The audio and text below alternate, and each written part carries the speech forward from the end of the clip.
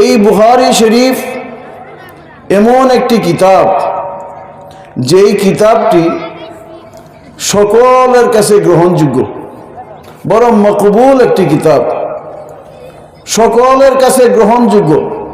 এই জন্য প্রসিদ্ধ কথা রয়েছে, আসাহুল কুতুব বাদা কিতাবিল্লাহি তাআলা আস-সহিহুল বুখারী।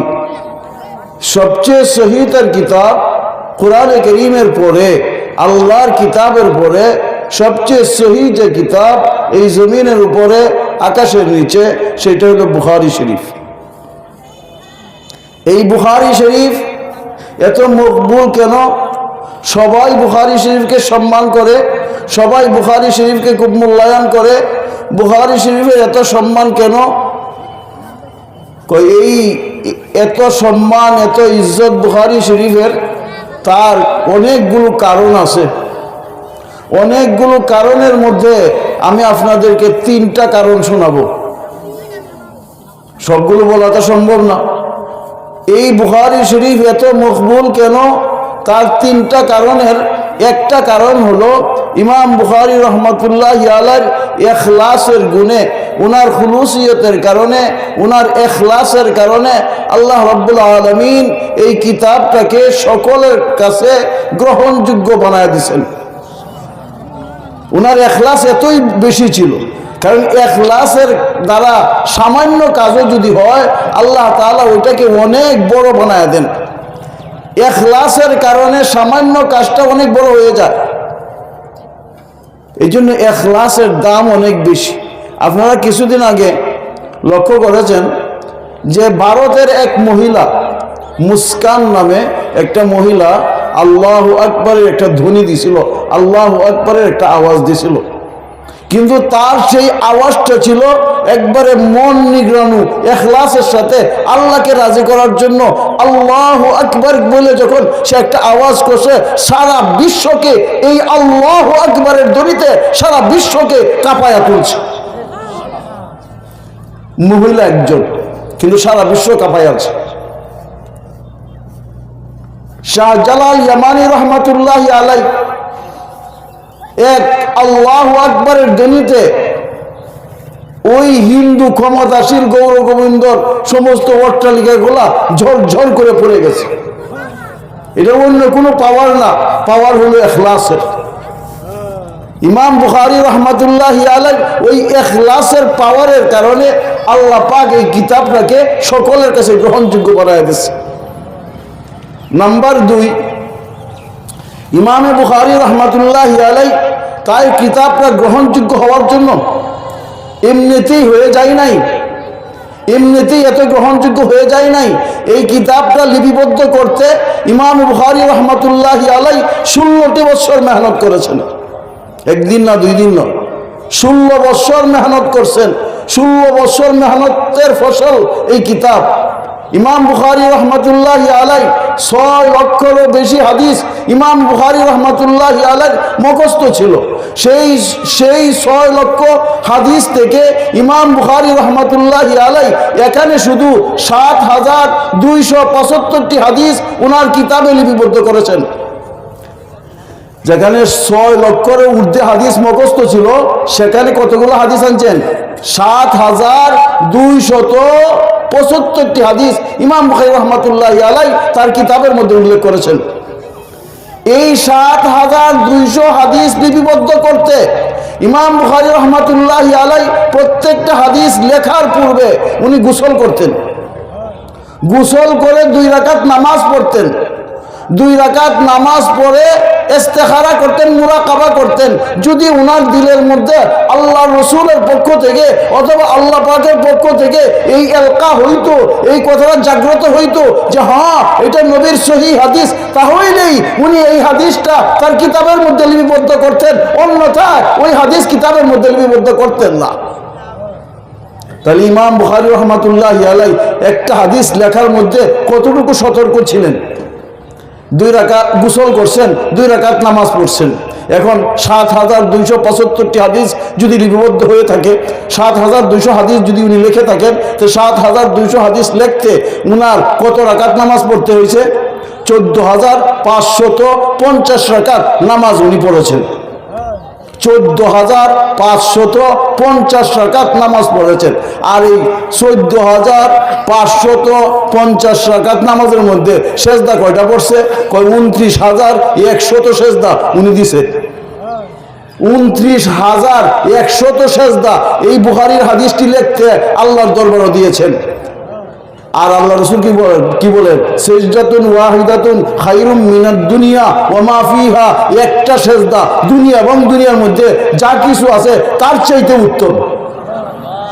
তাহলে একটা সেজদার দাম যদি এত হয়, তাহলে 29,100টা সেজদার দাম কত হবে? কাজে ইমাম বুখারী রাহমাতুল্লাহি আলাইহি এই কিতাবটা গ্রহণযোগ্য হওয়ার পিছনে এতগুলো সেজদা লাগছে। এই জন্য আমি ছাত্রছাত্রীদেরকে আমি প্রায় সময় বলে থাকি, তুমি আলেম হইতে চাইতেছো, তুমি আল্লাহর কাছে মকবুল হইতে চাইতেছো, যদি তুমি আলেম হতে চাও, যদি তুমি বুখারী পড়ে আলেম হতে চাও, যোগ্য ব্যক্তি হতে চাও, আল্লাহর কাছে মকবুল হতে চাও, আল্লাহর কাছে প্রিয় হতে চাও, তাহলে নওয়াফিল বেশি বেশি পড়ো, বেশি বেশি আল্লাহর কাছে সিজদা করো, আল্লাহর কাছে সিজদা করো, আর বেশি বেশি নামাজ পড়ে পড়ে আল্লাহর কাছে দোয়া করো, তুমিও মকবুল হয়ে যাইবা। ইমাম বুখারী রাহমাতুল্লাহি আলাইহি এই কিতাব এমনিতেই মকবুল হয়ে যায় নাই, এতগুলো সিজদা দিতে হয়েছে, এতগুলো নামাজ পড়তে হয়েছে। এই জন্য বুখারী শরীফ এত মকবুল হয়েছে।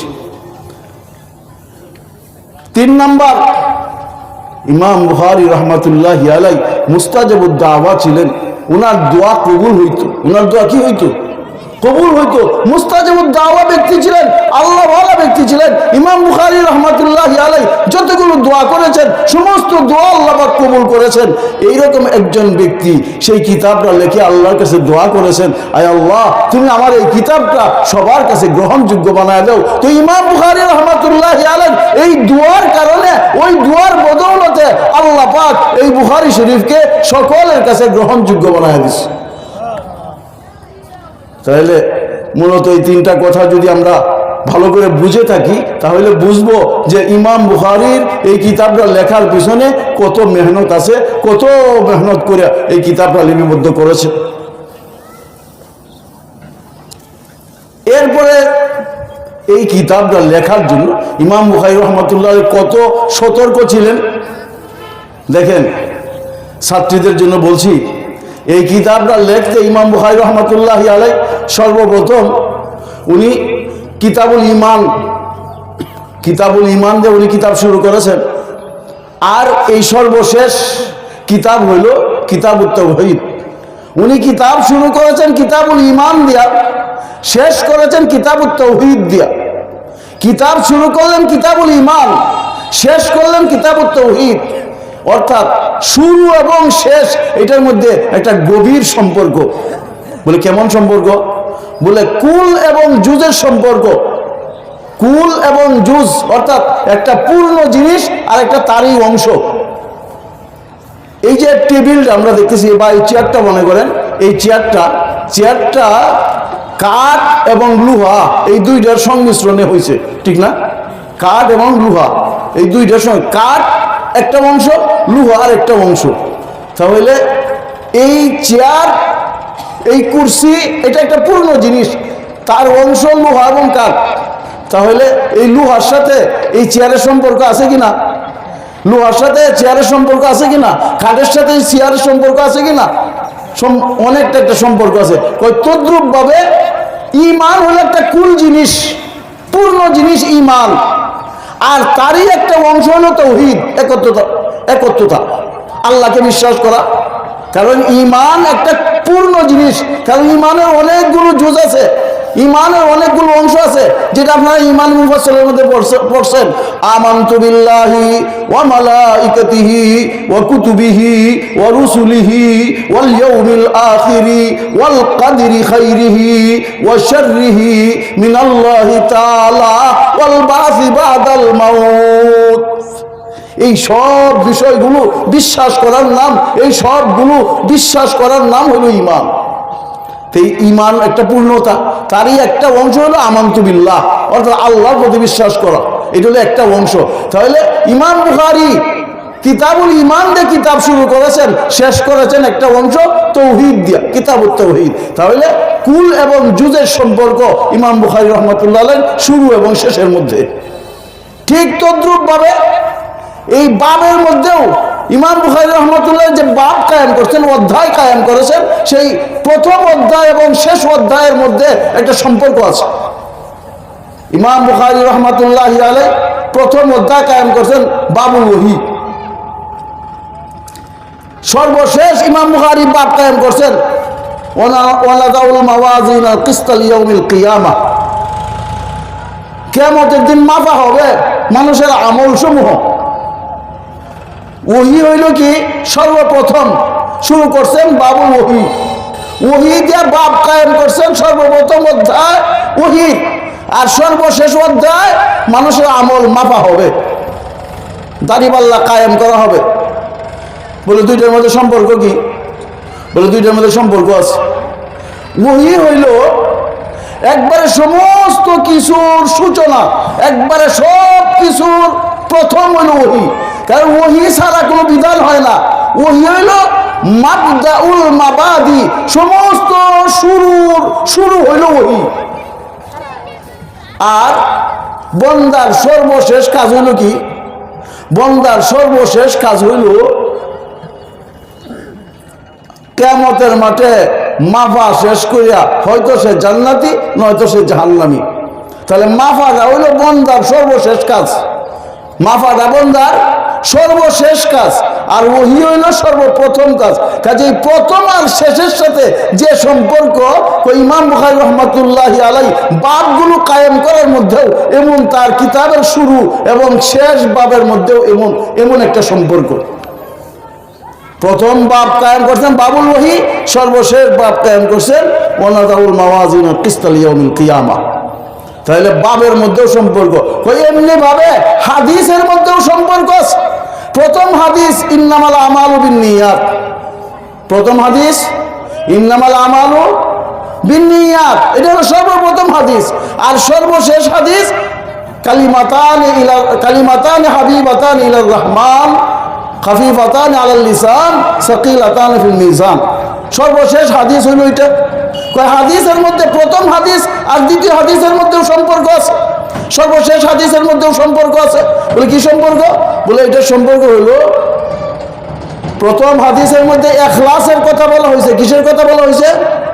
ইন্নামাল আমালু বিন্নিয়াত। এই হাদিস না ইখলাসের দিকে ইঙ্গিত করেছেন যে ইখলাস যত ভালো হবে, নিয়ত যত সহি হবে, আমল এত শক্ত হবে। নিয়ত যদি সহি হয় তাহলে মিজানের পাল্লায়ও ভারী হবে, সাকিলাতানি ফিল মিজান। সর্বশেষ নিয়ত যত সহি হবে, তার সুবহানাল্লাহি ওয়া বিহামদিহি মিজানের পাল্লায় তত ভারী হবে, মিজানের পাল্লা তত ভারী হবে যার নিয়ত যত সহি হবে। তাহলে নিয়তের হাদিসের সাথে কি আছে? সম্পর্ক আছে। এমনি ভাবে যদি খুঁজতে থাকি প্রত্যেকটা জিনিসের মধ্যে, এমনকি সনদের মধ্যেও সর্বপ্রথম হাদিস এবং সর্বশেষ হাদিসের সনদের মধ্যেও একটা মিল রয়েছে, সম্পর্ক রয়েছে। ইমাম বুখারী রাহমাতুল্লাহি আলাইহি সর্বপ্রথম যে হাদিস বয়ান করছেন, সেখানে উস্তাদ ইমাম বুখারী রাহমাতুল্লাহি আলাইহির উস্তাদ হলেন হুমায়দি। সর্বপ্রথম উস্তাদকে অবি ক্বালা হাদাসানাল হুমায়দি, সর্বপ্রথম উস্তাদ হলেন হুমায়দি। দ্বিতীয় নম্বর উস্তাদ হলেন সুফিয়ান। তৃতীয় নম্বর উস্তাদ হলেন ইয়াহইয়া ইবনে সাঈদ আল আনসারী। চতুর্থ নম্বর উস্তাদ হলেন মুহাম্মদ ইবনে ইব্রাহিম আত-তাইমি। তার উস্তাদ হলেন আলকামা ইবনে ওয়াক্কাস আল-লাইসি। তার উস্তাদ হলেন উমর ইবনে খাত্তাব রাদিয়াল্লাহু তাআলা আনহু। তিনি হাদিস বর্ণনা করছেন হযরত উমর ইবনে খাত্তাব, তিনি হাদিস বর্ণনা করছেন হযরত রাসূল করিম সাল্লাল্লাহু আলাইহি ওয়াসাল্লাম থেকে। অর্থাৎ প্রত্যেকটা আল্লাহর রাসূল থেকে নিয়া একবারে ইমাম বুখারীর উস্তাদ হুমায়দি পর্যন্ত একজন রাবী, একাধিক রাবী না, বর্ণনাকারী একজন। ঠিক সর্বশেষ হাদিসটা যেটা, এইটার মধ্যেও ইমাম বুখারী থেকে নিয়া রাসূল পর্যন্ত মাত্র বর্ণনাকারী একজন করিয়া, বেশি নাই, একাধিক নাই।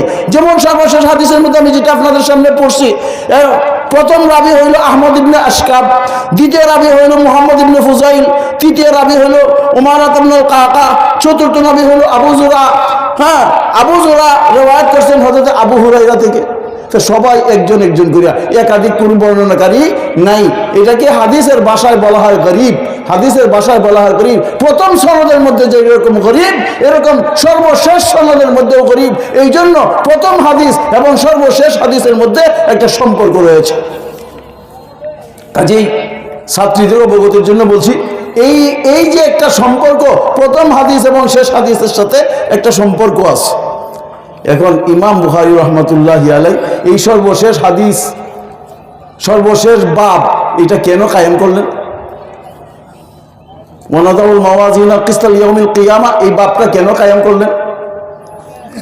ইমাম বুখারী রাহমাতুল্লাহি আলাইহির যুগে কিছু ফেরাকায়ে বাতিলা ছিল। প্রত্যেক যুগেই বাতিল ফেরকা থাকে, এক এক যুগে এক এক ফেরকা বাতিল। মুসা আলাইহিস সালাতু ওয়াস সালাম যখন ছিলেন তখন ফিরআউন ফেরাকায়ে বাতিলা, ইব্রাহিম আলাইহিস সালাতু ওয়াস সালাম যখন ছিলেন তখন নমরুদ ফেরাকায়ে বাতিলা। ঠিক নবী করিম সাল্লাল্লাহু আলাইহি ওয়াসাল্লাম যখন দুনিয়াতে আগমন করলেন তো আবু জেহেল ফেরাকায়ে বাতিলা। এরকম ভাবে ফেরাকায়ে বাতিলা যুগে যুগে যুগে যুগে থাকে। ইসলামের মধ্যে আইসাও সব যুগেই মুসলমানদের বিরুদ্ধে ফেরাকায়ে বাতিলা, বাতিল ফেরকা, বিভিন্ন খারাপ খারাপ দল তৈরি হয়েছে। তো ইমাম বুখারী রাহমাতুল্লাহি আলাইহির যুগে অনেকগুলো ফেরাকায়ে বাতিলা ছিল। তার মধ্যে প্রসিদ্ধ 6টা: মুতাজিলা, জাহমিয়া, কারামিয়া, এরপরে কি কয় ওই খারিজিয়া, রাওয়াফেজ। এইগুলো তো ইমাম বুখারী রাহমাতুল্লাহি আলাইহির যুগে প্রসিদ্ধ ফেরকায়ে বাতিলা ছিল।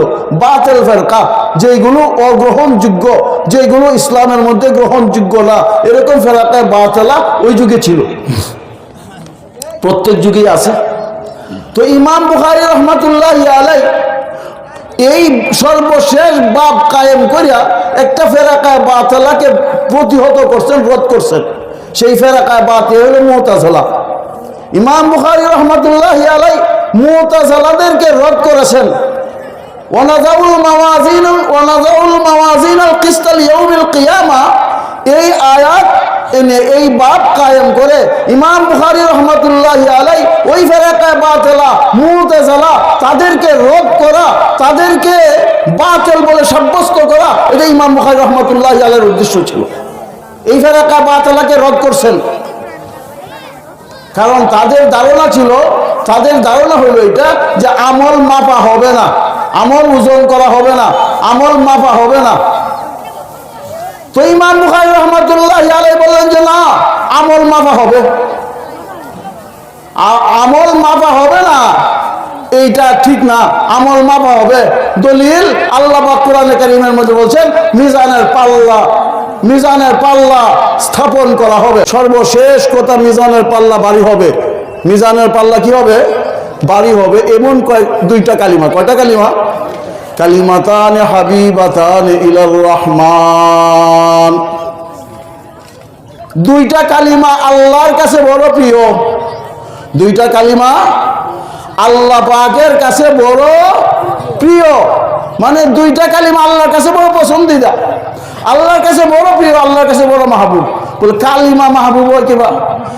কালিমা তো আসলে মাহবুব না, আল্লাহর কাছে মাহবুব কালিমা পড়নেওয়ালারা, কালিমা পড়নেওয়ালারা আল্লাহর কাছে বড় প্রিয়। যে অনেক লম্বা কথা, আল্লাহর কাছে বড় প্রিয় দুইটি কালিমা, আল্লাহর কাছে বড় প্রিয় দুইটি কথা, দুইটি কালাম।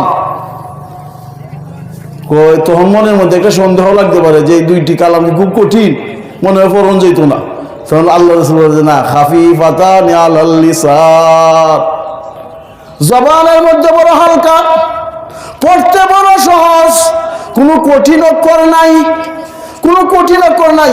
সাধারণ মানুষও পড়তে পারে, আলেমরাও পড়তে পারে, আর ছোট ছোট মানুষও পড়তে পারে, মহিলারাও পড়তে পারে, সবাই পড়তে পারে, সবার জন্য সহজ। খাফিফাতান আলাল লিসান, জবানের মধ্যে বড় হালকা। তখন জবানের মধ্যে যখন হালকা, তাহলে মনে মনে হইতে পারে যে মনে হয় তাহলে এই সব বেশি হইতো না। আল্লাহ না সাকিলাতানি ফিল মিজান, মিজানের পাল্লায় বড় ভারী, মিজানের পাল্লায় বড় ভারী। এই দুইটা কালিমা কি? রাসূল বলেন সুবহানাল্লাহি ওয়া বিহামদিহি সুবহানাল্লাহিল আযীম।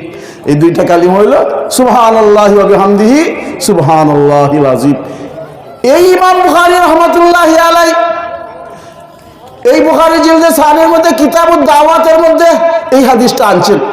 আরেক জায়গা কই যে ব্যক্তি দৈনিক এই সুবহানাল্লাহি ওয়া বিহামদিহি সুবহানাল্লাহিল আযীম সুবহানাল্লাহি ওয়া বিহামদিহি সুবহানাল্লাহিল আযীম, যে ব্যক্তি নাকি দৈনিক 100 বার পড়বে, যে ব্যক্তি দৈনিক 100 বার এই কালিমাগুলো পড়বে, তার গুনাহ যদি সমুদ্রের ফেনা পরিমাণ হয়, সমুদ্রে পানির মধ্যে ফেনা পড়ে না, ঢেউয়ের কারণে কি হয়?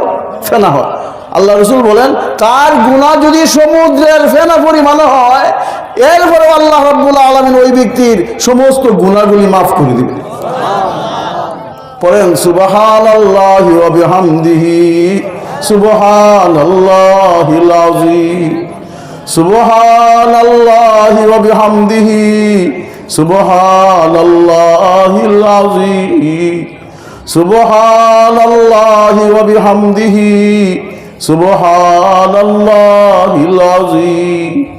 এই কালিমা পড়ার দ্বারা এত লাভ, এত লাভ। কারণ এই দুইটা কালিমার দাম এত বেশি কেন? এই দুইটা কালিমার মধ্যে আল্লাহ তাআলা প্রথমে আল্লাহ তাআলাকে সমস্ত আইব থেকে, সমস্ত ত্রুটি থেকে বান্দা স্বীকার করছে আল্লাহ তুমি পাক ও পবিত্র। আল্লাহকে সমস্ত ত্রুটি থেকে পাক ও পবিত্র বলে ঘোষণা দিছে সুবহানাল্লাহ। আল্লাহকে সমস্ত ত্রুটি, সমস্ত খারাপি থেকে আল্লাহকে পবিত্র ঘোষণা দিছে। বান্দা যখন দিল থেকে, মন থেকে আল্লাহকে পবিত্র বলে, আল্লাহকে পবিত্র বলে যখন বান্দা সুবহানাল্লাহ পড়ে, সুবহানাল্লাহ সুবহানাল্লাহ, তখন আল্লাহ পাক ফেরেশতাদেরকে ডাক দেখো, ফেরেশতারা শুনছো আমার বান্দারা কি করে? আল্লাহ শুনছি, তোমার পবিত্রতা বর্ণনা করতেছে। ফেরেশতারা তোমরা সাক্ষী থাকো, যেই বান্দারা আমি আল্লাহকে পবিত্র বলতেছে, যেই বান্দা আমি আল্লাহকে পবিত্র বলতেছে, আমি আল্লাহ কুদরতি হাত দিয়া ওই ব্যক্তিটাকে পবিত্র বানায়া দিলাম। আচ্ছা বলেন, আল্লাহ পাক যদি আমাদেরকে পবিত্র বানায়া দেয়, আল্লাহর কুদরতি হাত দিয়ে যদি আমাদেরকে পবিত্র বানায়া দেয়, তার কোনো অসুবিধা আছে? কোনো সমস্যা আছে? আল্লাহ, এই জন্য সুবহানাল্লাহ তাসবিহ বেশি বেশি পড়বো, বেশি বেশি সুবহানাল্লাহ পড়বো, বেশি বেশি তাসবিহ পড়বো, অনেক বেশি এই তাসবিহ পড়বো। ওয়া বিহামদিহি, আল্লাহর প্রশংসা। যে ব্যক্তি আল্লাহর প্রশংসা করে আল্লাহ তার প্রশংসা করে, বলেন সুবহানাল্লাহ। যে ব্যক্তি আল্লাহর প্রশংসা করে আল্লাহ তার প্রশংসা করে। এই জন্য আমাদের মুরব্বী হযরত খলিল আহমদ সাহারানপুরী রহমতুল্লাহি আলাইহি, হযরত খলিল আহমদ সাহারানপুরী রহমতুল্লাহি আলাইহি, যিনি হযরত মুহাম্মদ ইলিয়াস রহমতুল্লাহ আলাইহির পীর, হযরত ইলিয়াস রহমতুল্লাহ আলাইহির কি পীর, যিনি বানিয়ে তবলিগের যিনি কর্তা, উনার পীর হযরত খলিল আহমদ সাহারানপুরী রহমতুল্লাহি আলাইহি। হযরত খলিল আহমদ সাহারানপুরী রহমতুল্লাহ বলতেন, जिकिर जाकिर को मजकूर बना देता है, जिकिर जाकिर को मजकूर बना देता है। যে ওই আল্লাহ পাকের জিকির করার দ্বারা যিনি জিকির করে, জিকির জাকির কো, জিকির করনে ওয়ালাকে মজকুর বানা দেতা হয়, আলোচিত বানায় দেয়। অর্থাৎ সবার কাছে সে প্রশংসিত হয়ে যায়, তাকে সে মাকামে মাহমুদে পৌঁছে যায়। এই জিকিরের দ্বারা যে যত বেশি জিকির করবে, যে যত বেশি জিকির করবে, সেই ব্যক্তিটা তত বেশি প্রশংসিত হবে, সেই ব্যক্তিটা তত বেশি আলোচিত হবে, সবার কাছে গ্রহণযোগ্য হয়ে যাবে। আচ্ছা, রাবিয়া বসরি একজন নাম শুনছেন না? রাবিয়া বসরির নাম শুনেন নাই? মেয়ে না পুরুষ? মেয়ে। দেখছি কোনোদিন? কোনোদিন দেখি নাই। আমাদের চেয়ে অনেক আগে চলে গেছেন, কিন্তু একটা মহিলা রাবিয়া বসরি। এখন পর্যন্ত রাবিয়া বসরি কইলে বলে আমরা মনে মনে সবাই এই কথাটা বুঝে ফেলাই যে একজন আল্লাহওয়ালা মহিলা ছিল, ঠিক না বে ঠিক? বুঝি কি না? বুঝে ফেলাই, কেউ চিনাইতে হয় না, কেউ বুঝাইতে হয় না। রাবিয়া বসরি বলার সাথে সাথে ওই মহিলার দিকে জেহেন চলে যা, ওই মহিলার কথা মনে হয় ভালো ছিল। কেন? আল্লাহ পাকের জিকির বেশি বেশি করতো, এই জন্য আল্লাহ তাকে এখন পর্যন্ত মজকুর উল্লেখিত করে রাখছেন, তাকে আলোকিত করে রাখছেন। আব্দুল কাদের জিলানী রহমাতুল্লাহি আলাইহি নাম শুনলেই বুঝি কিনা? হযরত মুহাম্মদুল্লাহ হাফিজি হুজুর রহমাতুল্লাহি আলাইহি, যারা দেখছেন তো দেখছেন, যারা দেখেন নাই এরাও হাফিজি হুজুর শুনলে, নামটা শুনলেই মনে হয়ে যায় যে বুজুর্গ মানুষ ছিল। মুহাম্মদুল্লাহ হাফিজি হুজুর রহমাতুল্লাহি আলাইহিকে কাছে থেকে দেখছি, তখন ছোট মানুষ, কাছে থেকে আল্লাহ পাক দেখাইছে। এমন কোন একটা মুহূর্ত ছিল না যেই মুহূর্তটা উনি জিকির করতেন না, সর্বক্ষণ জিকিরের মধ্যে লিপ্ত থাকতেন হার সময়। এমনকি মুহাম্মদুল্লাহ হাফিজি রহমাতুল্লাহি আলাইহি তিনি শুয়ে পড়ছেন, ঘুমিয়ে গেছেন, দুই টুট লড়তেছে। এমন বুজুর্গ, এমন আল্লাহওয়ালা, এমন জিকির করেনওয়ালা আমি আর কাউকে দেখি নাই। এত বেশি জিকির করতেন, এত বেশি জিকির করতেন যে হার মুহূর্ত সব সময় জিকির করতেছেন। আমি আমার নানা যান, চিনেন কিনা অনেকেই চিনতে পারেন, চকমতির বিশ্বাস হুজুর, অনেকেই দেখছেন, বড় সুন্দর মানুষ ছিল। চকমতির বিশ্বাস হুজুর আমার নানা। চকমতির বিশ্বাস হুজুর এই হার সময় বাস লা ইলাহা ইল্লাল্লাহ, লা ইলাহা ইল্লাল্লাহ, লা ইলাহা ইল্লাল্লাহ, শ্বাসে শ্বাসে জিকির করতেছেন, সুবহানাল্লাহ সুবহানাল্লাহ সুবহানাল্লাহ সুবহানাল্লাহ। তা আমি প্রায় সময় বলতাম, না না এখন খানা খাইবেন, এখন ভাত খাইবেন, এখন খাইতেছেন, এখন জিকিরটা একটু রাখেন না, আপনার একটু সময় রাখেন না, এখন তো খানা খাইবেন বা মনে এই কাজটা করবেন একটু। এই সময়টা যদি চাহেগা তো এই সময়টা কি আর ফায়াম? আল্লাহু আকবার। ওনারা কেমন ছিলেন ভাই দোস্ত? আজকে আমরা সময়ের মূল্য দিই না, আজকে আমরা সময়ের মূল্য দিই না। ওই আল্লাহওয়ালারা সময়ের মূল্য দিচ্ছেন, আল্লাহওয়ালারা সময়ের কদর বুঝছেন। সময়ের কদর বুঝার কারণে তাদের কাছে ওইটা বড় দামি ছিল। একবার সুবহানাল্লাহ বলা কত দামি, একবার সুবহানাল্লাহ বলা কত দামি, কত দামি জানেন? একবার সুবহানাল্লাহ বললে, একবার আলহামদুলিল্লাহ বললে তামলা উমা বাইনা সামাই ওয়াল আরদ, কই জমিন এবং আসমানের মধ্যে যত ফাঁকা জায়গা আছে সমস্ত ফাঁকা জায়গা সওয়াব দিয়ে আল্লাহ পাক ভরপুর করে দেয়। তো কত সওয়াব, কত পরিমাণ সওয়াব।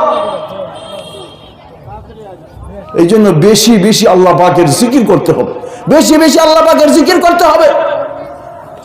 যত বেশি আল্লাহ পাকের জিকির করা যায় ততই লাভ, ততই লাভ, ততই লাভ। এই জন্য ইমাম বুখারী রহমতুল্লাহি আলাইহি সর্বশেষ হাদিসের মধ্যে আমাদেরকে এই কথার তালিম দিয়েছেন, আমাদেরকে এই কথার শিক্ষা দিয়েছেন যে ও মানুষ, দুনিয়া তুমি চিরকাল থাকবা না, দুনিয়া তোমার চিরকালের না, তোমার দুনিয়া শেষ হয়ে যাবে। একদিন যখন তোমার দুনিয়া শেষ হয়ে যাবে তখন সেই দিন তোমার আর অন্য কিছু থাকবে না, অন্য কোনো আমল থাকবে না। সেই দিন তোমার আমল থাকবে সুবহানাল্লাহি ওয়া বিহামদিহি, সুবহানাল্লাহিল আযীম, সুবহানাল্লাহি ওয়া বিহামদিহি, সুবহানাল্লাহিল আযীম। সেই আমলটা সেই দিন তোমার মিজানের পাল্লায় বাড়ি হবে। এই জন্য ইমাম বুখারী রাহমাতুল্লাহি আলাইহি সর্বশেষ হাদিস এইটা এই কথা বুঝাইছেন, ও মানুষের জীবনের সবচেয়ে দামি জিনিস হইল আল্লাহ পাকের জিকির। মানুষের জীবনের সবচেয়ে দামি জিনিস হইল আল্লাহ পাকের জিকির। জিকির তোমার কিয়ামতের দিন মিজানের পাল্লা সবচেয়ে ভারী হবে, মিজানের পাল্লা সবচেয়ে ভারী হবে জিকির। কাজেই জিকির ছাড়া যেন না থাকো। দেখেন ইমাম বুখারী রাহমাতুল্লাহি আলাইহি কিতাব তো শুরু করলেন কিতাবুল ঈমান দিয়া, বাব কায়েম করলেন ওহী দিয়া, শেষ করলেন কি দিয়া? সুবহানাল্লাহি ওয়া বিহামদিহি, সুবহানাল্লাহিল আযীম দিয়া। বলে অন্য হাদিস রেখে আরো কত হাদিস আছে, এই সব হাদিস রাখিয়া ইমাম বুখারী রাহমাতুল্লাহি আলাইহি এই হাদিসটা কেন শেষ করলেন? ইমাম বুখারী রাহমাতুল্লাহি আলাইহি বুঝাইলেন এই কথাটাই, দেখো যখন তোমার শেষ সময় এসে যাবে, শেষ সময়ের মধ্যে তসবিহ পড়াটাই সবচাইতে দামি। এই জন্যই তো রসুল করিম সাল্লাল্লাহু আলাইহি ওয়াসাল্লামের ইন্তেকালের 81 দিন আগে। সূরা ইযা জাআ নাসরুল্লাহি ওয়াল ফাত ওয়া রাআইতান নাসা ইয়াদখুলুনা ফি দীনিল্লাহি আফওয়াজা ফাসাব্বিহ বিহামদি রাব্বিকা ওয়াস্তাগফির ইন্নাহু কানা তাওয়াবা। আল্লাহ পাক রাসূল করিম সাল্লাল্লাহু আলাইহি ওয়াসাল্লামকে সর্বশেষ জীবনের সমস্ত শেষ আমলের দিকে ইঙ্গিত করছেন যে আপনি এখন তাসবিহ পাঠ করেন, তো ফাসাব্বিহ বিহামদি রাব্বিকা ওয়াস্তাগফির, বেশি বেশি তাসবিহ পাঠ করেন, ওইটার দিকে ইঙ্গিত করছেন। এই জন্য ভাই দোস্ত আমরা খুব ধৈর্যের সাথে বসি, খুব ধৈর্যের সাথে বসি। হযরত অনেক কষ্ট করে অনেক সফর করে আসছেন।